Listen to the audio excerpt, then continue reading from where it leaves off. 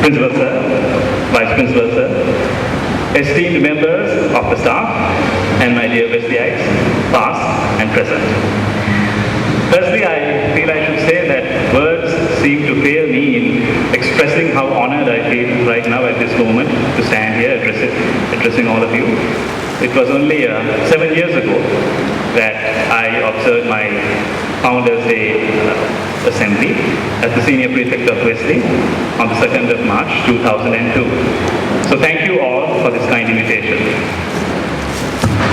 My dear friends, on the 2nd of March, we celebrate a very significant occasion. To all of us here, we know that it commemorates the founding of our beloved college. But the 2nd of March, dear friends, also marks a turning point in our nation's history. The Canadian Convention of 1850 also took place on this day, the 2nd of March. It can be noted, dear friends, as an instance where a brave nation of islanders, steeped in a proud culture and heritage, was not overwhelmed by the might of the British Empire, which at that time was at the zenith of its power, on the verge of defeating Napoleon Bonaparte, who was at that time the greatest conqueror that continental Europe had produced. But instead, dear friends, our people compelled the greatest imperial power in history to accept a conditional treaty negotiated on an equal platform. And of that same nation, my dear friends, we celebrate today a magnificent institution of education which has produced many sons of honor, integrity, and industry. As a nation, we are indebted to our forefathers who tirelessly worked to preserve our nation. And as a school, we are indebted to the great men whose labors ensured the preservation of our college. And so, dear friends, we commemorate the 135th anniversary of the founding of Wesley, a glorious legacy which all of us here have become part of. And so, dear friends, in the context of Wesley's legacy in serving the nation, I wish to dedicate my speech on this occasion to the memory of all the fallen war heroes produced by Wesley over the years who laid down their lives for our country, especially the memory of my beloved friend, the late Captain Ratnayaka, who was lovingly called Podiman here in college, who served in the Sri Lanka Army's Engineering Corps and departed from us on the 30th of April last year. Principal Sir, I am of the belief that history is not marked merely by the years that come to pass, but by the men whose lives have inspired the times and the deeds and events that shape the course of history. And we at Wesley, dear friends, are no strangers to the importance of history, marked by great men and their great deeds. And so, dear Wesleyites, I urge all of you to know your history in order to better understand your present and then to envision and mold a better future. When you look at the past, you will find inspiration that will strengthen you to forge ahead into the future. My dear friends, through my history at Wesley, I was inculcated with many values. And these values developed into skills which have helped me in my journey through life. I've been told that I have developed skills of communication, social networking, which have proven to be quite useful in the trials and challenges that I have faced in life.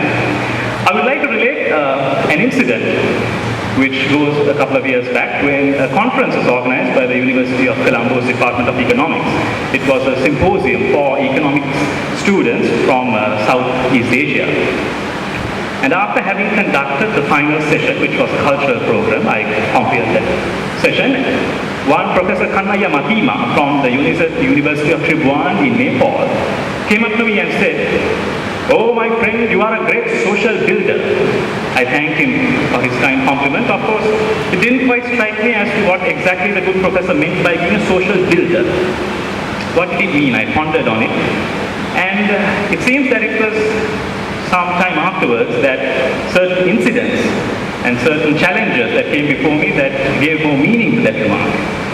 I wonder if you are aware of and whether you still remember, in August last year, the University of Colombo faced a crisis, especially related to the Faculty of Arts, where a certain protest was staged by a collective of students from all faculties against the authorities of the marshals who are tasked with the purpose of ensuring discipline in the university. And this protest, unfortunately, dear friends, fomented into a very confrontational situation. At that very moment, I was at a lecture in the Faculty of Arts. And from the window, I observed a demonstration taking place. The procession proceeded from our faculty, crossing Reed Avenue over to the compound that has the science faculty. And what resulted was a very stormy scene. As a fourth year student, I knew what the result would be inevitably, having spent 4 years in the university. And I knew what my duty at that time was. I can say very with certain assurance that I have developed a good social rapport with nearly all segments of the university, and I therefore realized that my ability to communicate and network could probably be put into good use at that time. So I rushed immediately to the scene where, unfortunately, the protest had turned into a violent confrontation. Several of our staff members were blocking the protesters from storming into the marshal's office. And I immediately knew where I had to be. I had to be at the side of my teachers. I am a Westlake after all.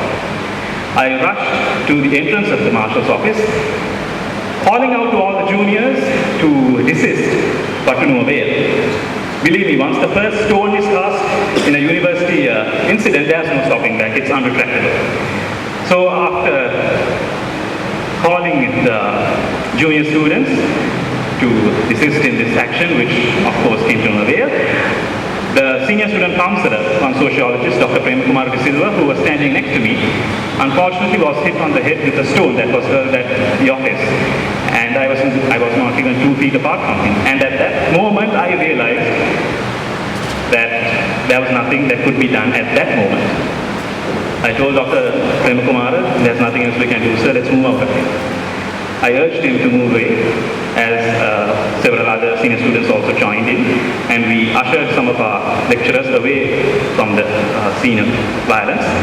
And sadly, it resulted in the marshal's office being stormed by the student group, being sacked and vandalized. And the result was, the police were called in. Of course, they didn't have the permission of the Vice Chancellor, therefore they couldn't intervene officially. They tried to intervene on an unofficial basis, of course, but it was to no avail. They were hooted out of the premises. And not 2 hours after this incident, dear friends, the lecturers of our faculty met at the boardroom and had passed a resolution as the union of lecturers that they will halt all academic activities until certain conditions are met by the student body. Now, this came to a great disadvantage to us because the University of Colombo's Faculty of Arts at that time did not have a students' union, nor does it have right now. The unions from the other faculties had very conveniently made declarations of non-participation, and therefore their hands were clean. Whereas we were now stuck with our lot. And what happened? The lecturers refused to conduct lectures, and academic activities came to a standstill. A day passed, another day passed. Students came to the university, but no lectures were conducted. Lecturers were in the university, but they were not in a position to conduct lectures and get on with matters. And at that point, my dear friends, we were at a standstill. We were at deadlock. There was no compromise on either side. There was an impasse, and it had to be broken. Contrary to what many would believe, we actually do want to finish our degree and not stay there eternity. So already time has dragged on for us, and we really wanted to get on with our work. We needed to get things back on track. And so, the only Wesleyite, that is myself, in the Faculty of Arts, therefore decided to do something. I started speaking to my friends in my batch, getting together people who share the same sentiment that things had to be put back on track and had to be put right. We started speaking to the different political groups, to student groups from all the batches, and it took a number of days for us to actually start a process by which dialogue could be initiated and we could progressively move towards resolving the dispute. And mind you, my dear friends, it's not an easy task at the university where you have several political factions, you have several ideologies prevailing and certain others who just can't talk sense but want to get their 2 cents worth put in. So, several days followed. Discussion after discussion amongst the students took place. And finally, after having an informal session with the lecturers, we organized a forum where both the students and the lecturers could participate in a dialogue and resolve the matter through discussion. What ensued was that both the lecturers and the students had a dialogue, discussed their matters, and came to an agreement that this impasse had to be broken. Concessions were made, compromise was made, but finally, dear friends, consensus was achieved, and things were put back to normal. Now, this return to normalcy, I must say, was not an easy task, but somehow I was convinced that I would not relent. And the result of it is that, yes, now I'm in my final semester, in the final 2 months of my academic activities, and yes, hopefully we will graduate. So dear friends, now looking back at this incident, I feel the words that were told to me by Professor Matima, whom I mentioned earlier, seemed to resonate with more meaning at that time. Building a social fabric. That seems to be what I initiated in the process of breaking the impasse that prevailed. Preparing the social fabric that was ruptured. So, I feel the comment of social building there took more significance. And if I am to now rethink, look back as to where I developed these communication skills and skills of networking, without a doubt, it traces back to these hallowed halls. It was at Wesley, through my exposure, through my experience, through my numerous avenues of activities, that I was able to develop a sense of communication, sense of networking, and of course, an unrelenting resolve. And so I must say, I am deeply indebted to all that my college has inculcated in me, which has helped me through my years.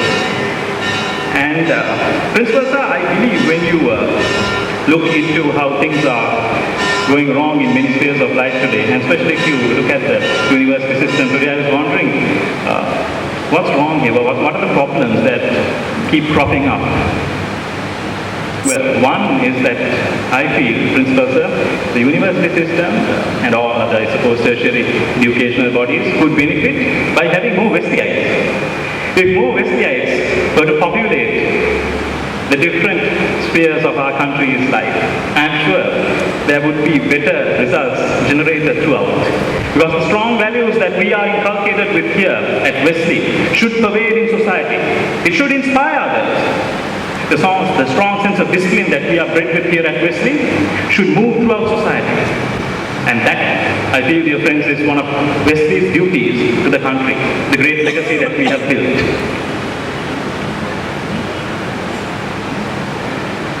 And I must also say, resolve and commitment go hand in hand. It is when both these sentiments come together and a plan of action is initiated that one can reap the fruit of his labor.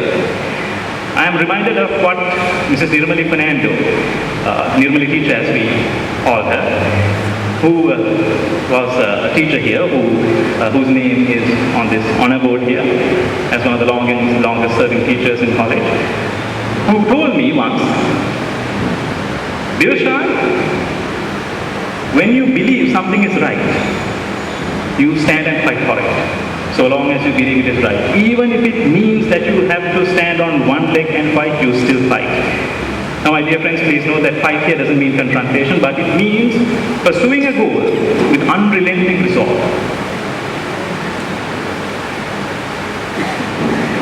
My dear friends, we enter these hallowed precincts as boys, as children, and we leave these hallowed premises as men of grit and industry, and furthermore as gentlemen of the highest caliber.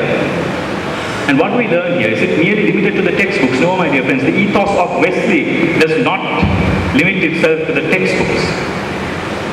The rich ethos that is our legacy provides us many avenues for learning, a great amount of space to develop beyond the textbooks. 135 years is by no means a small feat to achieve. Now you must look for the opportunities in learning, my dear students of Wesley. I believe that activities all come with their own gamut of experiences that could provide you a learning opportunity that could relate to your textbooks, that could relate to your subjects. And through such learning principles, I believe, comes self-development, which in my opinion goes hand in hand with character building. Principal sir, I believe Wesley should be more than a center of education. Dear friends, I believe Wesley should be a forte of self-development and character building. That is one of our duties to this country. I benefited immensely, my dear friends, from all avenues of learning here at Wesley through my 13 years of studentship. An example I would like to say is at the very end of my college career, when university admission came up. I'm glad to say that at the end of my college career, I had garnered enough experience and enough capacity to gain university admission from two university admission provisions. One was the special intake provision, which generally allows students of languages to pursue academic degree in the university, provided, of course, conditional that that language is followed at the university throughout their stay. And the second is the provision for national level results and national level achievements.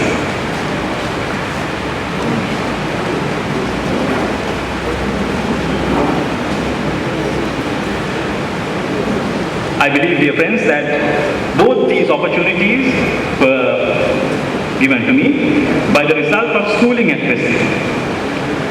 I must say that the national level achievements provision came my way when I won second place in English oratory at national level in 2001. And that, my dear friends, is not limited to the textbook education that I received at Wesley. The lessons that I have learned are many, both in the classroom and outside. And make no mistake, dear students of Wesley, the school days are the best days of your life. Don't let anybody tell you otherwise. Now, looking back into my school days, I can see that the learning process was not merely limited to one particular avenue or one modality. From where I stand now, looking back, I feel, at least for the moment, that I can chart three modalities, three modes by which the learning process enriched me, and that is learning from instruction, which is the common general way that you find in your classroom, and then learning from observation, which takes a more social angle, and learning from emulation, which in my opinion goes inward and makes you look at yourself and as to how you fare in society by following the footsteps of your role models. These facets of learning, my dear friends, will lay the foundation to enrich your life if you follow them correctly. And as you progress, never forget the history that preceded your success. Never forget the past that foundationed and shaped your success. In this regard, I'd like to quote the words of the famous South American writer who is a Nobel laureate for literature, Gabriel Garcia Marquez. He says, "Death does not come with old age, but with forgetfulness." And so, my dear friends, if we forget who we are, where we have come from, and the labors that helped shape our future, then although not physically, we do suffer a sense of death in terms of our identity. A part of us who died, the part of us that journeyed through the passage of time. The Founders' Day, my dear friends, is an example. It is an example, Principal Sir, of how history and remembrance must be valued, how the future will always depend on history and remembrance. Never forget Wesley, my dear friends, never forget your duty to your college. Looking back, I can honestly say, Wesley has played a central role in molding me into who I am today and what I will be in the future. Always be proud to be part of this glorious legacy and honor the name of Wesley College. You must realize and remember that each and every one of you, students of Wesley, have a role to perform, a duty and a purpose to fulfill to your college, to your country, and also the great firmament of life. Never forget that. And every single one of you, my dear Wesleyites, must realize your purpose and fulfill your duty. That is what West is all about, in molding men of grit, of integrity and industry. And I wish to conclude my speech, my dear friends, by relating the words of Mr. C.J. Olaf, the former principal of Wesley, whose portrait hangs there on that wall to the right of you. Now, Mr. Olaf, on completing his term as principal of Wesley, went on to take the principalship at Trinity College in Henry, where my father schooled. And upon my father's schooling was completed and he gained admission to the University of Colombo, Mr. Olaf very kindly wrote him a letter of congratulations, in which he said, and I quote, "Whence man cometh, why he is here, and whither he is bound." My dear Wesleyans, whence man cometh, why he is here, and whither he is bound. I wish you all the very best of success in life. Let us all ensure that our glorious double blue will always fly at the highest. Ora et labora.